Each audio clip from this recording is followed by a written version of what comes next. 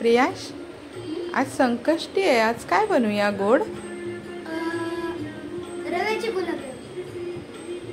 आज आपण ना रव्याचे गुलाबजाम करणार आहे। त्याच्यासाठी ना आपण पाऊण पेला रवा घेतलाय आणि तो थोडासा आपण आता भाजून घेऊया। आता हा आपण ना चांगला जरा भाजून घेऊया,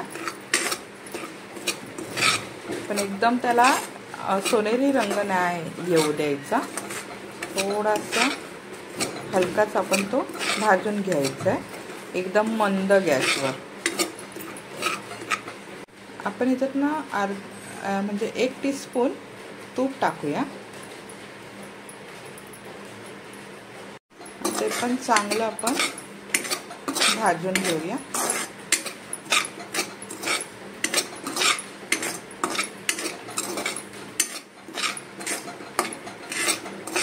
आता आपण पाक करायला घेतलाय, तर पाऊण वाटी रवा आहे, त्याच्यामुळे आपण 1.5 वाटी साखर आणि 1.5 वाटी पाणी त्याच्यात घातले आणि ते आता आपण चांगलं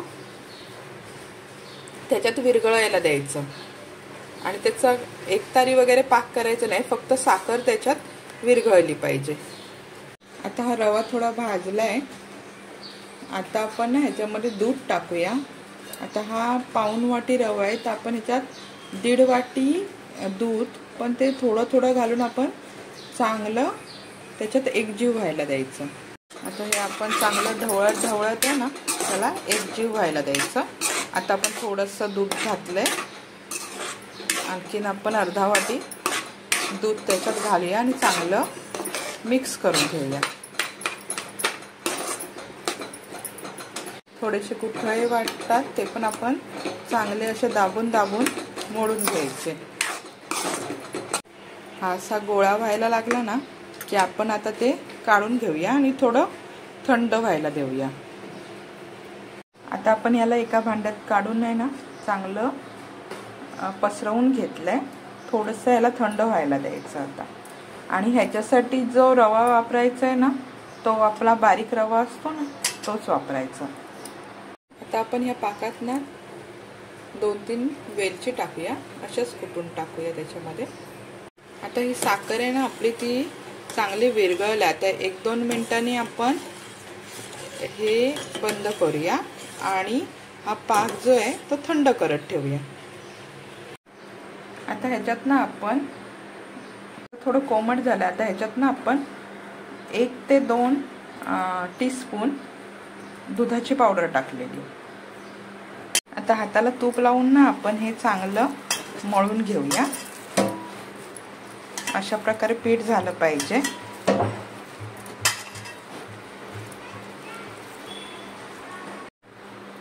आता मी ना ह्याचे असे गोळे बनवून घेते, थोडेसे गोल करून त्याला चपटे करायचे, म्हणजे तळायला चांगले भेटतात। आता मी तेल टाकून घेतलंय, म्हणजे त्याच्यात मी एक सोडते। थोडा लो टू मीडियमच गॅस ठेवायचा, म्हणजे ते चांगले भाजले जातील।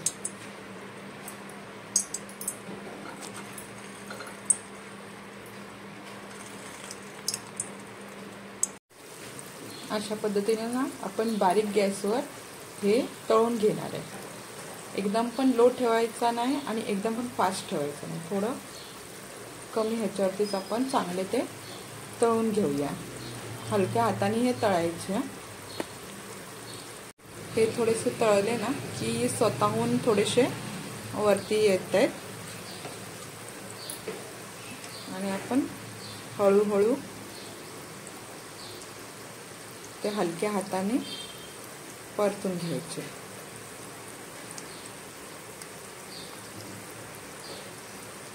याला तळायला ना थोडा जास्त टाइम लागतो, कारण की आपण खूप मंद गॅसवर ते तळतोय, त्याच्यामुळे त्याला आपल्याला तळायला वेळ लागतो।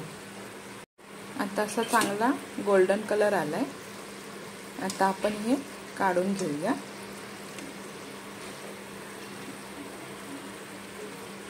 हे चांगले फुललेत पण। आता हा पाक आहे ना, हा थंड झालाय। आता आपण हे जे आहेत ना रव्याच्या आता हा पाक ना थंड झाला आणि आपण आता हे रव्याच्या पिठाचे जे गुलाबजाम केलेत ना हे आपण आता त्याच्यात सोडूया. आणि पाक हा थंडच पाहिजे कारण हे रव्याचे आहेत, तर जास्त जर पाक गरम असेल तर ते फुटू शकतात. तर हे आपण ना गुलाबजाम ह्याच्यात पाकात टाकले आणि हे आता आपण 2-3 तास याला मुरण्यासाठी ठेवूया.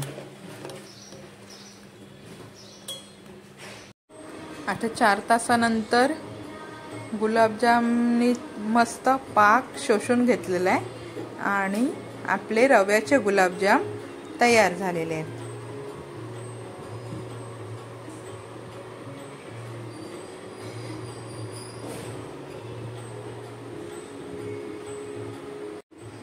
प्रियांश, रव्याचे गुलाबजाम